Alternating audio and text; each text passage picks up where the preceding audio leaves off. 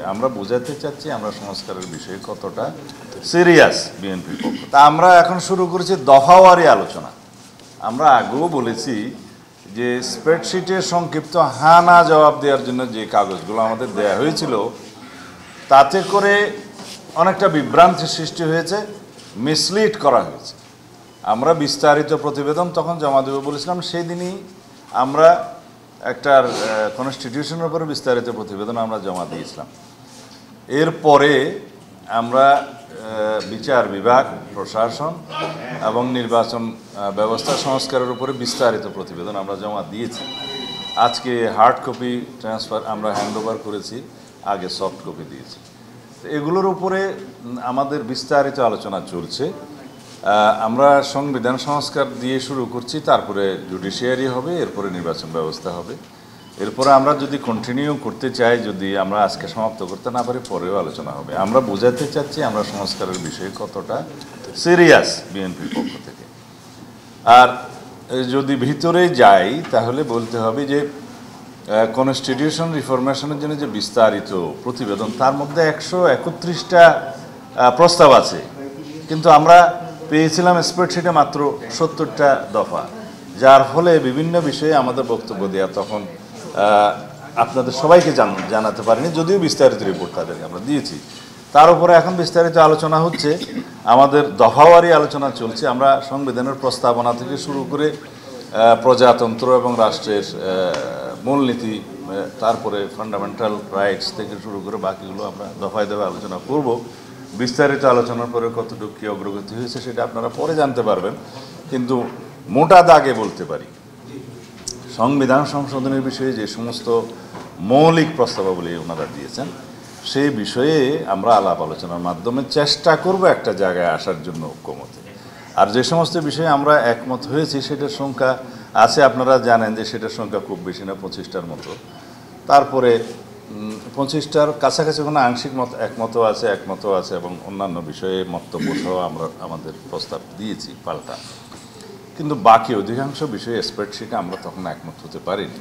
আর বিস্তারিত আলোচনার মধ্যে যে দেখেছি 131 দফার মধ্যে অনেক বেশি বিস্তারিত আলাপ আছে, যেমন ন্যাশনাল কনস্টিটিউশন কাউন্সিল সম্পর্কে বিস্তারিত আলাপ আছে, অন্যান্য কমিশন গঠনের বিষয়ে আলাপ আছে, এবং যে সমস্ত বিষয়গুলোতে আমাদের সুস্পষ্ট মতামত আমরা দিয়েছি সেগুলো নিয়ে কমিশনকে আমরা যৌক্তিকভাবে বোঝাবো, এবং তাদের যে সমস্ত প্রস্তাব আছে সেগুলো নিয়েও আমরা যৌক্তিকভাবে তাদের কাছ থেকে জানতে চাচ্ছি এবং জানছি।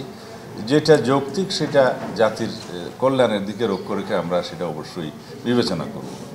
আসি এই জুডিশিয়ারির ক্ষেত্রে, দেখা গেল জুডিশিয়ারিতে প্রায় অল্প স্প্রেডশিটে মতামত দেওয়া হয়েছে, যেখানে আমরা মনে করেছি যে আমাদের অনেকটা মিসলিড করার মতো হয়েছে।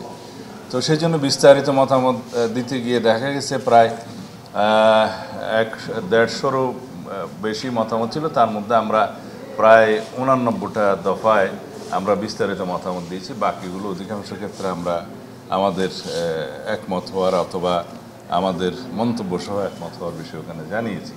কিন্তু এখানে দেখা যাচ্ছে যে সমস্ত বিষয়ে হ্যাঁ না জবাবের জন্য যে শিট দিয়েছিল ওখানে উল্লেখ আছে, সেখানে আমরা বিস্তারিত রিপোর্টে গিয়ে দেখলাম বিস্তর ফারাক।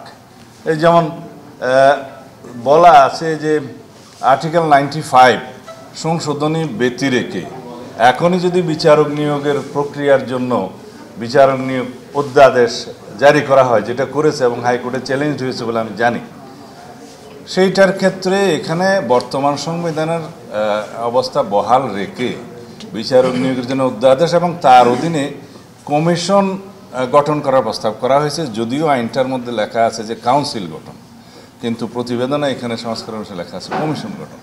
যাই হোক না কেন, সেটা তখন পর্যন্ত আনকনস্টিটিউশনাল হবে যতক্ষণ পর্যন্ত এটা কনস্টিটিউশনে গৃহীত না হচ্ছে, কারণ ওইখানে সেই অধ্যাদেশ করার মতো ক্ষমতা জুডিশিয়ারিকে এখন দেওয়া হয় নাই।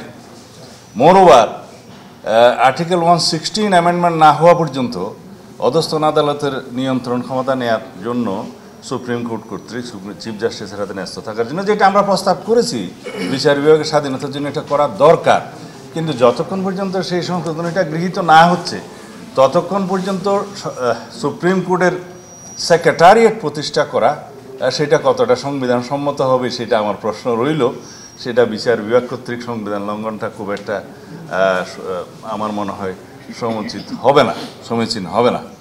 এছাড়া আর্টিকেল 147-এ আমার যতটুকু মনে আছে যে রাষ্ট্রের সাংবিধানিক পদাধিকারীদের ক্ষেত্রে রাষ্ট্রপতি থেকে শুরু করে যতজন সাংবিধানিক পদাধিকারী আছে তাদের বেতন ভাতা অধিকার ইত্যাদি মর্যাদা এখানে ওয়ারেন্ট অফ প্রেসিডেন্ট অনুসারে বিবৃত আছে।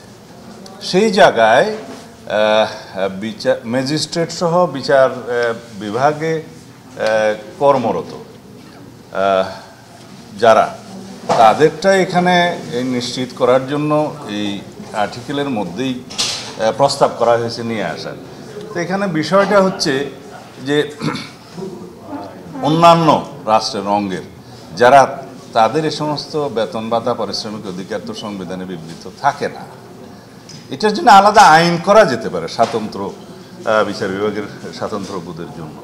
তো এই ক্ষেত্রগুলো আমার মনে হয় আরও বিস্তারিত আলোচনার দরকার আছে। আমি বিচার বিভাগের কোনো বিষয়ে কোনো হার্ড করতে যাচ্ছি না, কিন্তু সব কিছু কনস্টিটিউশনাল হওয়া উচিত, সব কিছু বিধিমাফিক হওয়া উচিত, সব কিছু সংশোধিত হওয়ার পরে কার্যক্রম শুরু করা উচিত। এখন আমাদের ভাবতে হবে যে অন্যান্য ক্ষেত্রে তারা যে সমস্ত প্রস্তাবাবলী দিয়েছেন আর কি, তো যেগুলো আমরা বিচার বিভাগের স্বাধীনতা নিশ্চিত করার জন্য প্রযুক্তি বিবেচনা করব, অবশ্যই সেগুলো আমরা ঐকমত্যের ভিত্তিতে গ্রহণ করব। আমরা এটা চাই বিচার বিভাগের স্বাধীনতা, কিন্তু প্রক্রিয়াটা যেন আইনানুগ হয়, প্রক্রিয়াটা যেন সাংবিধানিক পদ্ধতিতে হয়। সেই জন্য আমরা আমাদের মতামতগুলো বিস্তারিত আলোচনা শেষে আমরা দেব, আমরা লিখিত দিয়েছি। আপাতত আমার মনে হয় এখানে থাক, কারণ নির্বাচন ব্যবস্থা সংস্কার বিষয়ে কথা বলতে গেলে সেটা অনেক কথা বলতে হবে। যেখানে তাদের রিপোর্ট অনুসারে আমরা দেখেছি নির্বাচন ব্যবস্থা সংস্কার রিপোর্টে যে সমস্ত কথা ওনারা দিয়েছেন অধিকাংশই দেখা যায় সংবিধান সংশোধন সংক্রান্ত।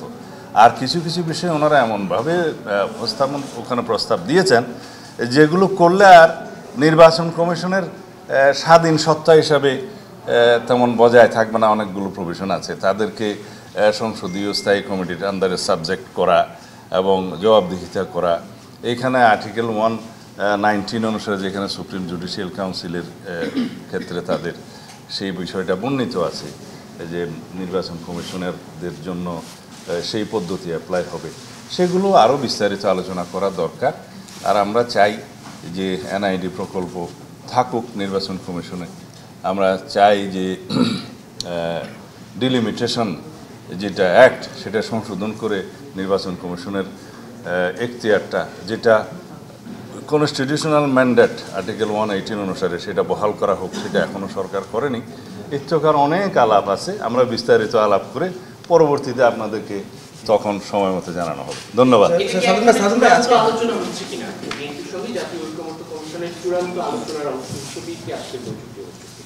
চূড়ান্ত তো আলোচনা না, এটা আমার মনে হয় আমরা দ্বিতীয় পর্যায়ে আলোচনা করছি। প্রয়োজনে আজকে যদি সমাপ্ত না হয় আরও আলোচনা হবে। এখন আমরা সেই আলোচনা সমাপ্ত করিনি, আশা করি আমরা একটা পজিটিভ দৃষ্টিভঙ্গি নিয়ে আগাচ্ছি। সাদর ভাই, আপনি বলছেন স্প্রেডশিটের সঙ্গে মূল প্রস্তাবনা অনেক ফারাক রয়েছে, সবগুলো বিষয় থেকে তাই সেই দাঁড়িয়েছে।